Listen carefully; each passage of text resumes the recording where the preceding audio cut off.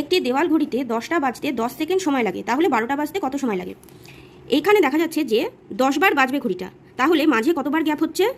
1 2 3 4 5 6 7 8 9, তাহলে 9টা গ্যাপ হচ্ছে। তাহলে এই 9 বার গ্যাপ নিতে ঘড়িটার সময় লাগছে 10 সেকেন্ড, তাহলে 12টা বাজবে। তাহলে 12টা মানে 11 12, তাহলে এটুকু অবধি 9 হয়েছিল, 10 11, তাহলে 11 নম্বর গ্যাপ নিতে কত সময় লাগবে? তাহলে 9 বার গ্যাপ নিতে সময় লাগে 10 সেকেন্ড, একবার গ্যাপ নিতে সময় লাগে 10/9, এবং প্রশ্ন যেটা চেয়েছে 19 বার বাজতে, অর্থাৎ 11 নম্বর গ্যাপ নিতে। 11 নম্বর গ্যাপে তার সময় লাগবে 10 × 9 তো 11, তাহলে হচ্ছে 110/9।